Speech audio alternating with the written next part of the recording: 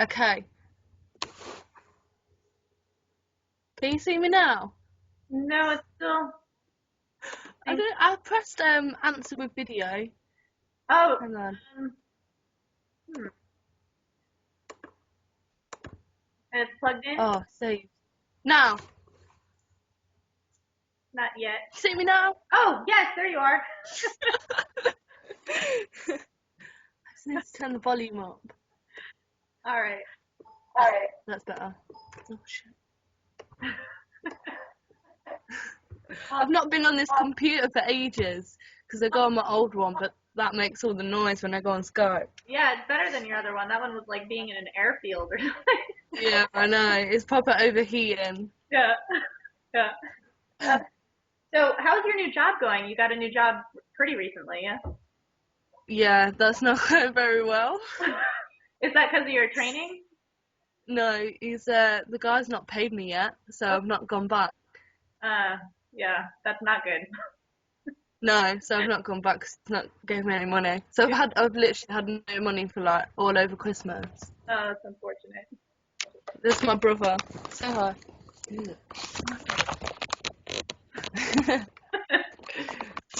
It's my brother.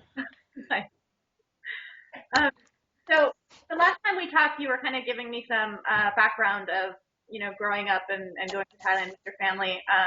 If you could just start there again, you said that you had started fighting when you were like, or training when you were 2 or something. So it's just kind of always been something you do. Yeah. So do you remember the first time you went to Thailand?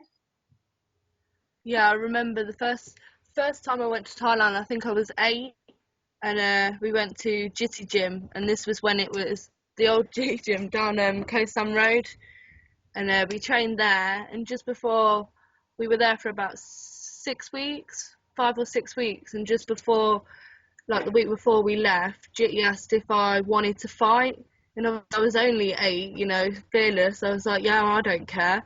And obviously my mum and dad were a bit more worried. So they said, yeah, she can fight, but she has to wear shin pads. And obviously, people in Thailand, they don't fight with shin pads. But we turned up at this bar, I remember, and all the guys from the gym come along, and it turned out I was fighting a boy, and I was warming up on the pads, and I'm only little, I was warming up on the pads, and, the boy apparently was Northern Champion of Thailand, and him in his corner started laughing at me. So that, made me more angry. So I went in there, and I had shin pads on, and he didn't, and I got a draw, and I was only 8, so I can't remember whether it was actually a draw, and they just did it, or whether I lost or whether I won, but they said it was a draw. So I was quite happy with that. Is that the only time you ever fought a boy? No, I fought loads of boys in England. Really? When you were little? Yeah. I fought a lot of girls, obviously, but then there come to a point where there was no more girls left to fight, or they wouldn't want to fight me. So I went on to boys around my age and my weight.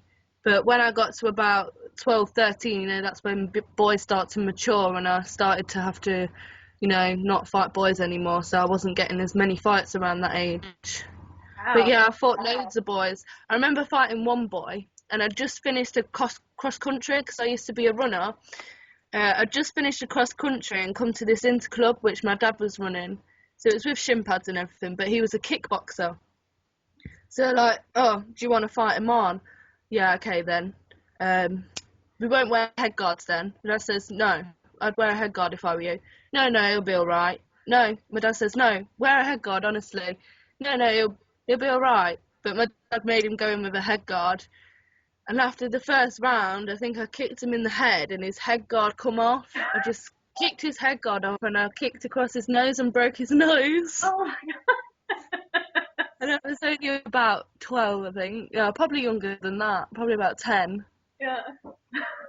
That was a funny story. Did that weird to you at all that you were fighting with boys, or that you were running out of girls to fight, or anything like that? No, it didn't bother me fighting boys or girls.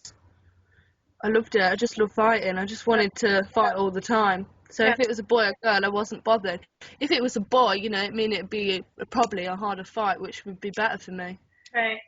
Right. But obviously, I can't remember half of my fights. But you know, I think the boys remembered me. Yeah, sure they did. Sure.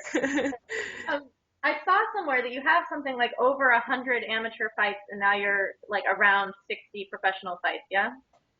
Yeah, well, I've had like around 100 junior fights, probably more, and around, yeah, because I've had my first non-shin pad fight, you know, first full-time rule fight when I was 12 in Right. Thailand, you know, and we used to go to Thailand for the summer every year, and we used to go for 6 weeks, and I'd try and get, you know, 2 or 3 fights in while I was there in Thailand in 6 weeks.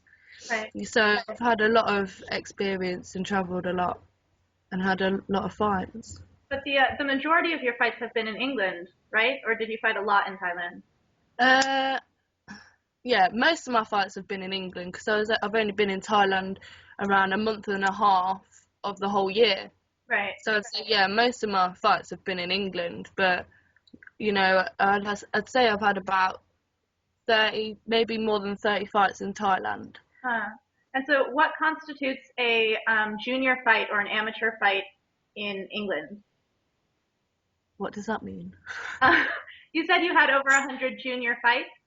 So is that based on the age of the people competing, or is that based on rules and shin pads and like difference between full Muay Thai? Well, I'd just class it as with shin pads. Okay. Because I've not really had I've not had the only adult fights, you know, that I've had like recently with shin pads is if I've fought in an amateur competition, and that's it, really. Yeah. Okay. And so, answer that question. So you had told me that your mom and your dad both trained, and did your mom fight as well? Yeah, my mum used to fight. My mum, I think she was like 3 times British champion or something like that.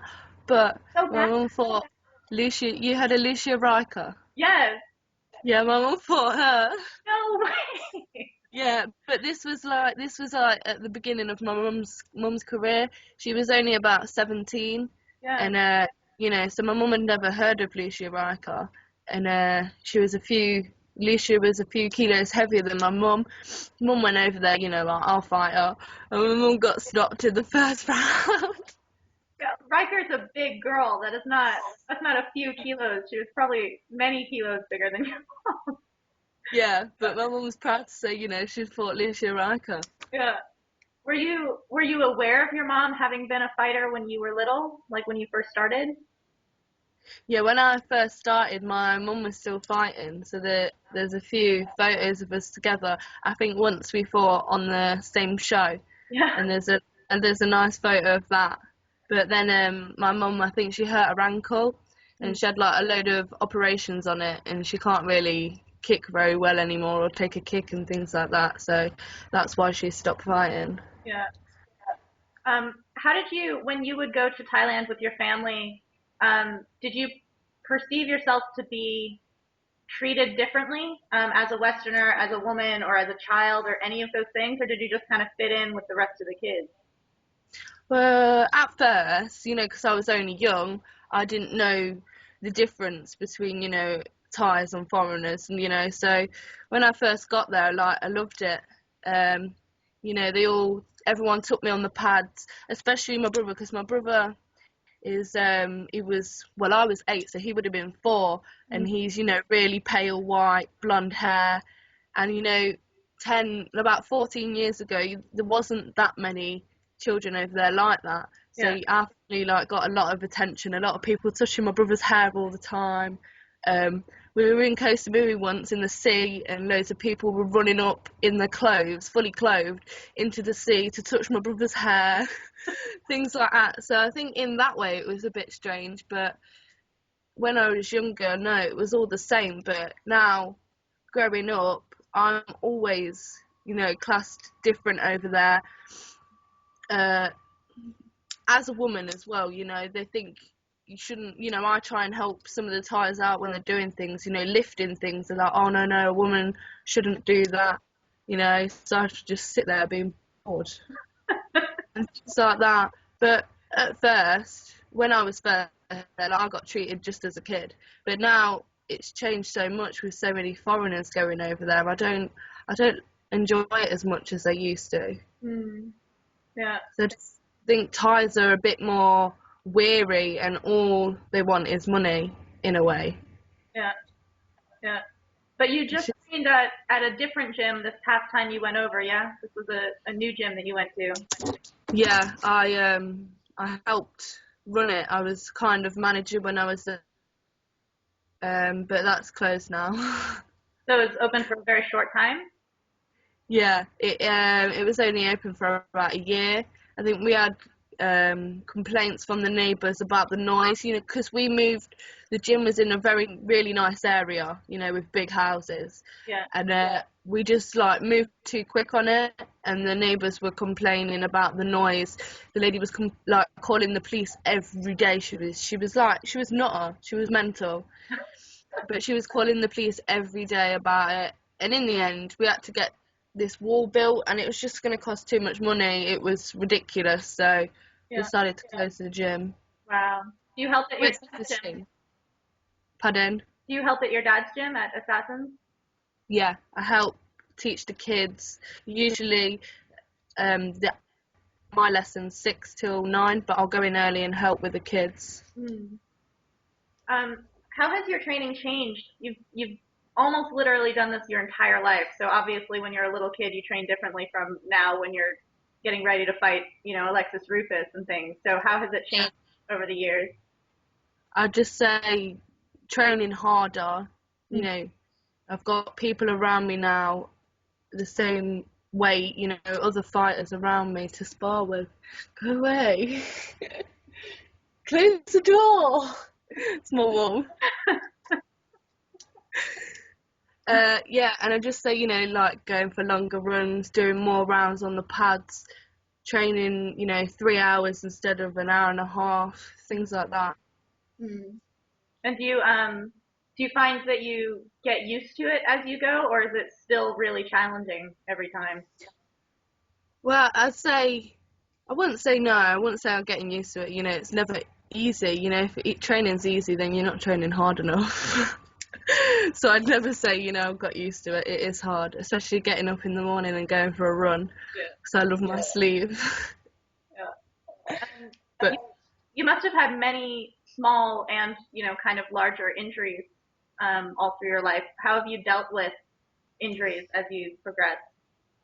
well, to be honest, I'm quite lucky. The only problem I've ever had is a bad back, and that was from when I used to run cross country. But that's, you know, sorted now.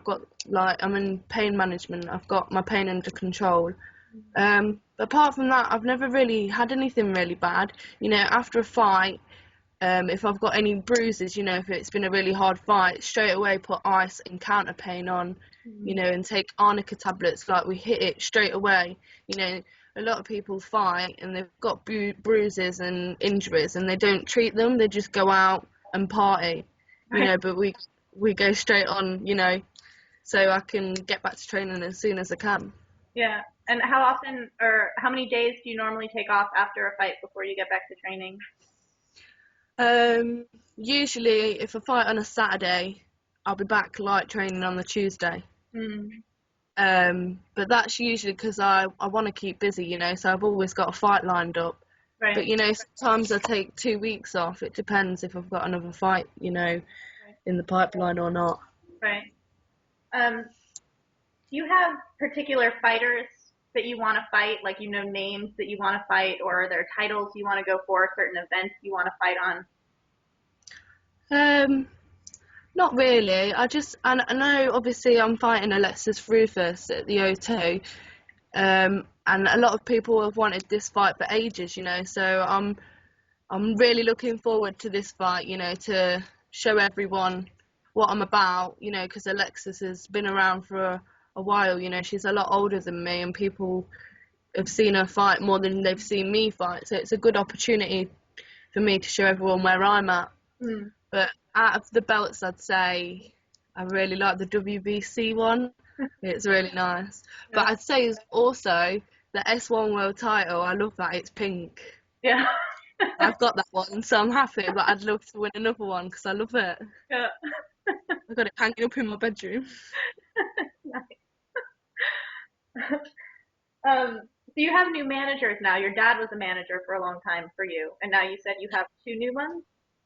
Yeah, well, really, my dad's my trainer, and he was just, organising fights for me. He wasn't really, I don't know if he was my manager. He just did it all. But Right. now we've been offered, so my dad can have a break, and Vinny and Kieran have got good contacts around the world because they commentate on the K1 all around the world. Oh, So they'll just be getting me, wicked, brilliant opportunities. So I'm looking forward to it.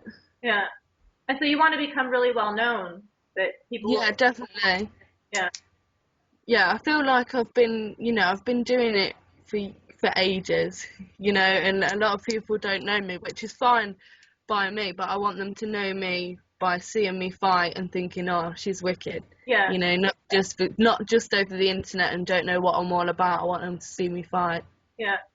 Do you have fight videos up anywhere? Like if someone found out your name and they, Googled Iman Barlow, would they be able to find fights of yours to be able to see you? Well, I think that's another reason as well why a lot of people don't really know who I am. We don't like putting videos and stuff on YouTube when I was younger because we'd struggle to get fights, Right. and I don't want to get to a certain age. I'm 19 now. I don't want to get a few years down the line and not be able to fight after the age of 24 because I can't find a fight. That would be like awful. But obviously there's places I've not been to fight. There's girls from Japan, Australia, America, Canada. There's everywhere. Like I've only really fought girls in Europe and Thailand, but it's expensive. We can't afford flights and things like that. Yeah. So yeah. I find it amazing because I didn't know who you were, and then I kind of found you online fairly recently, like maybe 6 months ago or something. I was like, my God, how do I not know who this woman is? Like, you're incredible. Yeah. And there's nobody who has your same story. Yeah. And I just think it's so amazing. Like you're fighting people around the world who have been doing this for 3 to 10 years or something. You've been doing it since Yeah. two. It's like unbelievable. It's Yeah. cool. It is crazy. Yeah. Do you see any advantages or disadvantages to having the story that you have of having always done this? The only disadvantage I'll see is, getting less fights. And the advantages, I can't even say it. The advantages, the advantages, Yeah. yeah, that word, the advantages, Yeah. would just be like my confidence. When I go into the ring, I never get nervous, and I think my confidence in the ring shows. I'm really relaxed, and a lot of people, they go in the ring and they say, oh, I can't hear my corner, I can never hear my corner. When I'm in the ring, I can hear every word my dad says, whether he whispers it or not. I can hear everything he says, and it just clicks in my brain and I do it. Yeah. It just feels like natural in there, and it takes a lot of people, a lot of fights to be like that in the ring, so I suppose in that way I'm lucky. Yeah. Yeah. How do you feel about the growing popularity of MMA, and a lot of people who really would like to be doing Muay Thai are going to MMA in order to make money and be on cards and things? How do you see the popularity of Muay Thai versus the popularity of MMA? Well, obviously MMA is a lot, it's grown a lot more popular than Muay Thai. Same as K1. K1's more popular than Muay Thai. And I'd just say, I think it's more entertaining for people to watch K1 rather than Muay Thai because of maybe the clinch. Sometimes they find it a bit boring.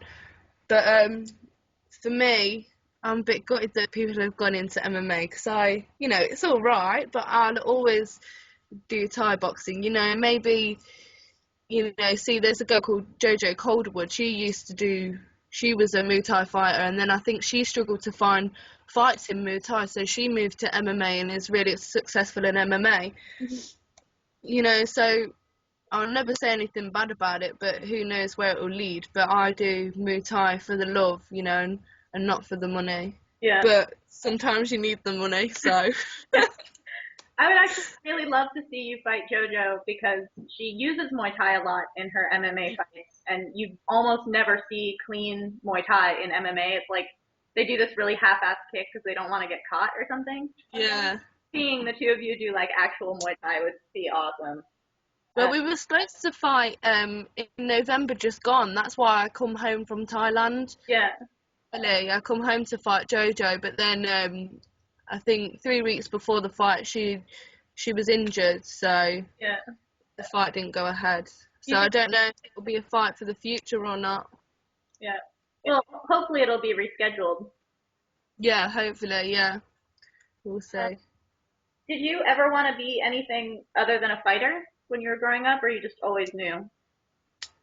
I have no idea, you know. You know when people grow up and they're like, yeah, I want to be a policeman, I want to do this. I've never known what I wanted to do, and I still don't know now. That's what's so scary. Yeah. I'm 19, I don't know what I want to do. That's not old to not know what you want to do. There are people who have been in college for 7 years and don't know what they want to do. So. Yeah, I've not even got like an interest in anything else. You know, apart from shopping. I've not even got any style either, so I'm not gonna get far. I used to want to be a surgeon, and then my mum bought me this video, you know, about stuff like that, and I seen loads of blood and I was put off. So I didn't think I was gonna get very far in that department.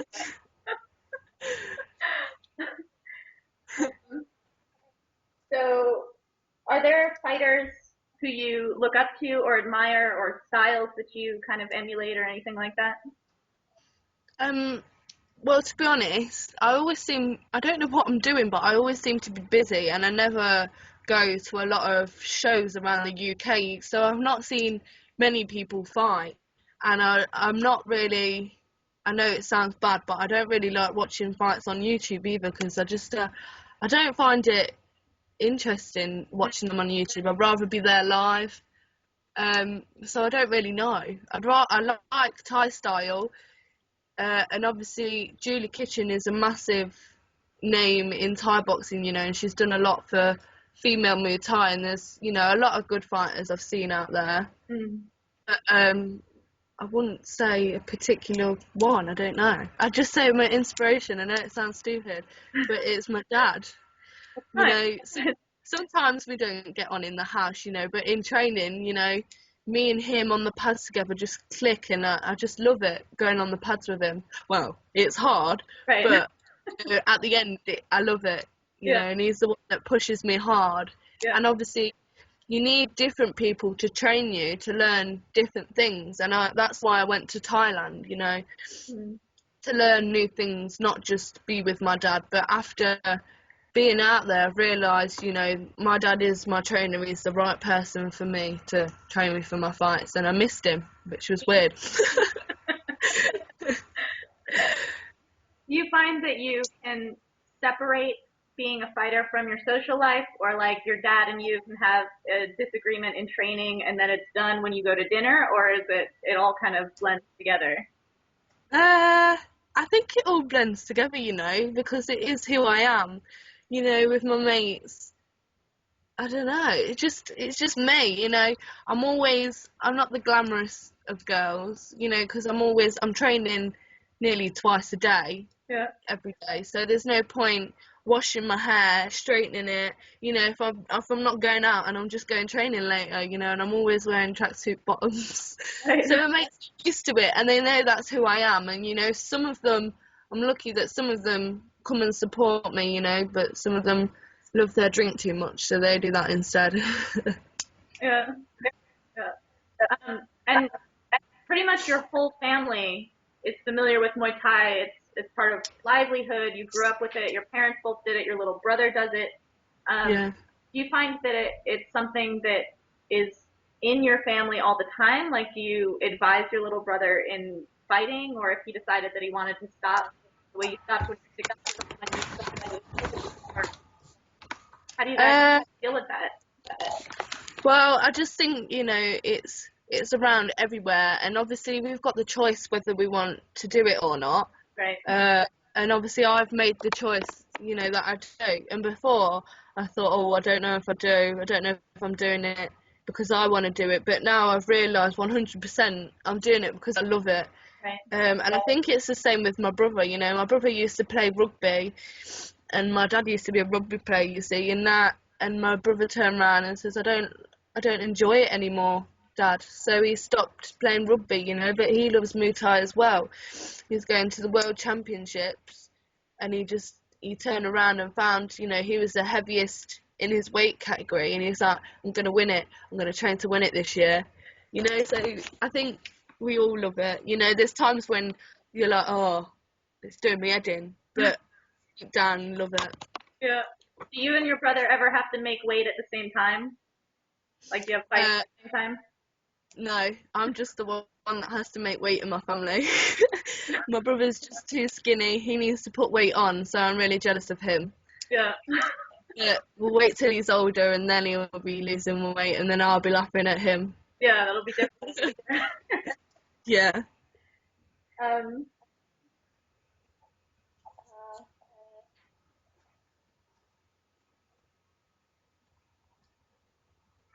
I think that's all I have. Do you like fighting in the West, or do you like fighting in Thailand better? Because they're pretty different. I'd say I like fighting in the West better, because Thailand, I just think it just does my head in that you can win the fight blatantly, and they can still class it as you lost or you drew. And there's a difference between being a sore loser and actually winning, and it just irritates me. You've won the fight when all the gamblers are booing the other girl. Yeah. And that's happened to me twice out there. And I know you say, well, you should win the fight convincingly then, but sometimes it's just not enough for them. I just don't understand how it can happen. Yeah. Do you change the style between the two at all? Like, because you know that things can go differently in Thailand, do you change the way you fight at all? No, I don't think I do. I just think I go out straight from the start, and I think my fitness is what makes me win the fights. I outpace everyone else. I'm not sure, but I just fight the same in Thailand as I do in the West, definitely. Do you have any pre-fight rituals that you do all the time? Like, before a fight, you have to, I don't know, take a bath. I don't know. No, I don't really. I just make sure my wedgie's pulled out, and that's it. But I just think, like, when you come out in England, it's they big up your entrance. So, like, I have my entrance music. I enjoy coming out, getting the crowd going, and then as soon as I get in the ring, that's it. Like, as soon as I've done my Muay or Muay crew, that just like puts me in the zone and it calms me down. So I love doing my Muay crew. Yeah. I know a lot of people find it boring, but I love doing it. Did you learn it from your dad, or did you learn it in Thailand? I learnt it from Jitty Damram, so from Jitty Gym, Thailand, and I learnt it when I was, I don't know, I'd say, I must have learnt it when I was around 12, and that's where I got my fight name from, the Pretty Killer, or in Thai it's called Soy Pakat. I got that from Jitty, and I got that when I was 8 years old after my first fight. Yeah, so I've stuck with it. Yeah, you have like an old school Ranmoy from back in the day. That's good. Yeah, mine's just simple though, so it's all right. They're supposed to, be graceful and that, but I'm just like an elephant, so I try my best.